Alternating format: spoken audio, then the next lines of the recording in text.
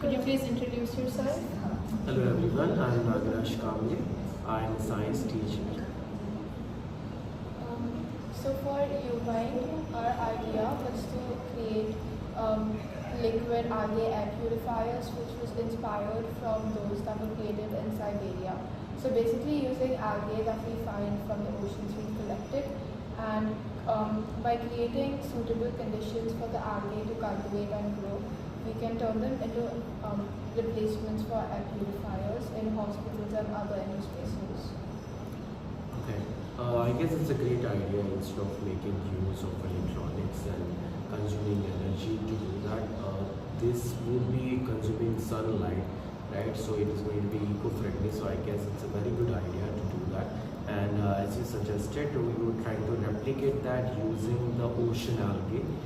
That's a great idea. So you must be aware that the 70% of the earth is ocean, and most of the algae that are there in the ocean, they make actually more oxygen compared to all of the plants on the land, right? So it's a great idea. Only obviously you'll have to have the correct mixture of the algae from the ocean, and also the algae that is more suitable to survive in Indian climate. So getting it from the ocean of India. Okay, yeah. So I guess it's a very good idea. What would you suggest we make some changes about the idea? Okay, so I guess you are thinking on the correct line that you should be using algae from India, right? Only you have to see what is the best combination of algae that you can use. We did some research and came up with Phytoplanktons, which are very commonly found the in microalgae, so they won't grow to a low rectangle. Correct, that's a good idea. It also happens to be not just producing in the ocean, but Okay. research of. Okay, so phytoplanktons is a very broad term. There will be many species under that. So that also you should look into. Okay. For example, diatoms produce a lot of oxygen. Okay, they proliferate fast and they are widely available in the ocean. So you should look at diatoms and other such species which are microscopic. So as you said correctly, in case of long algae, there is a chance of them tangling together and settling down to the bottom of your liquid oxygen that you're talking about. So instead of that, liquid tree, sorry. So instead of that, if you have microscopic algae, then they can be spread out. Also, you have to see as you were speaking. So since these algae are growing in ocean, and ocean has movement, so there will be waves. We're trying to mimic the environment that's created in the ocean. We also wanted to figure out how to make the sunlight less. How do we create optimal conditions for the algae to grow on For land? algae, the conditions are like not harsh sunlight. Correct. And here there is harsh sunlight for it. Correct. And We could replicate that using timber glass, but the problem is that with timber glass, we aren't sure whether it's going to still get access to the air outside the glass. Okay.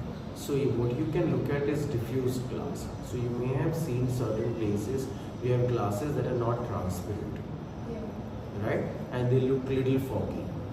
So they will be able to send only as much as light as you need for those algae to proliferate properly. So you should try the diffused glass. How do you control contamination during the cultivation process? Okay, so that is going to be a task. So it starts from the sourcing, right? So towards the start, your sourcing can be from the ocean and everything. But after your first or twice you have sourced it from the ocean, you should try and grow those algae in the lab itself. So since now it is in the controlled setup, you can see if there are any impurities coming in, any unwanted algae, fungus, whatever growing into it, then that can be separated.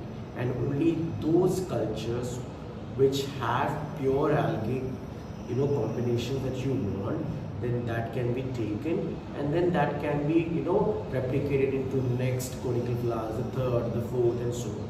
So that way you have the culture of all these algae which is pure, okay, and you are able to take care of all the pollution and etc. So that is at the source, how you do it. After you actually install that mechanism of the liquid tree, during that time also you could get some kind of impurities and pollution. So you have to be sure that the kind of glass that you use, generally from the glass you shouldn't get any pollutants and all, but the cover that you use, what is there at the bottom of it, or it's going to be whole glass cube, that way you reduce it. But then you also want the oxygen to go out into the atmosphere and the carbon dioxide to come inside. So how are you going to do that? Are you going to do that using the filters on the top? So if from the filters, can the pollutants get in, and all. And even if that happens, okay, even if the pollutants do get in and all, it's not that your liquid tree is going to be not used at all. It's not unuseful now. It is still useful. Only that after some point of time, probably you will have to, clean it and then fill it again. And in your lab, you will have the culture to do that. So that works. Only you should try and, maximize the time for which, you don't have to clean it too frequently. It shouldn't happen that every 2 days you have to clean it. Monthly, after 2 months, it's fine. After 6 months, awesome. That works. What would you suggest we use the byproduct water waste as? Yeah. So if the cleaning is more, more number of times is happening. Also, if you do get the quantity, like if you are able to implement this solution on many roads or hospitals and schools and many places, if you're able to do that, then you'll have tons of this waste water that you want to discard. But if we are using the ocean water, okay, and in ocean we know there are isotopes of hydrogen, and these isotopes of hydrogen are going to be producing a lot of energy, right? And there is a lot of research happening in India right now on those lines.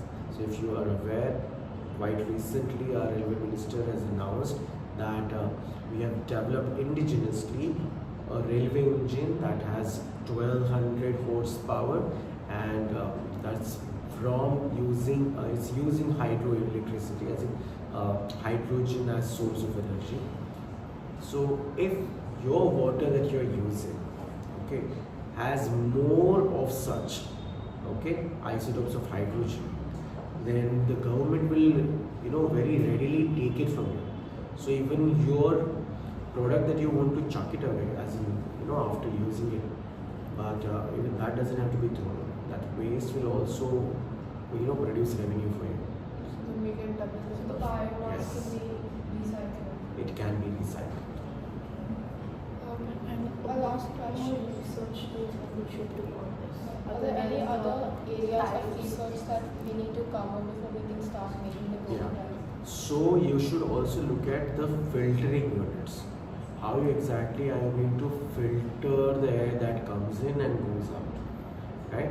And how does that work? The mechanism. How will it go into the water? The level of water, right? Is it going to be connecting to the filters? Is it going to be away from the filter? When you install it, so mostly you'll have to install it on the ground.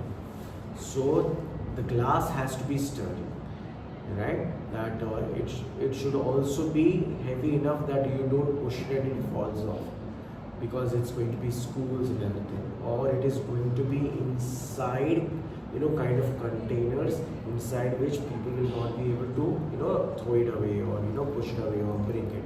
So all these things you have to keep in mind. Also, we are saying glass, but maybe glass won't be required and acrylic can be used. But with acrylic, see if your production, as in the oxygen, carbon dioxide, does it get affected or not. If it doesn't get affected, and mostly it shouldn't, then it works the best for you instead of using glass.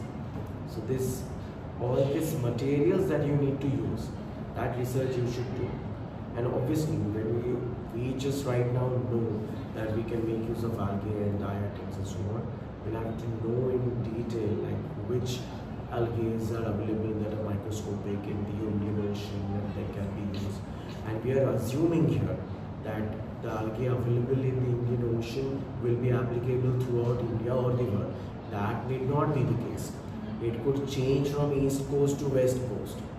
So that will also be, under your purview of research. Will the transportation of the algae from one place to another affect its effectiveness? Generally, if they were long algae, yes. In microscopic algae, it shouldn't affect much. So it should be an easy transport. Thank you. Welcome.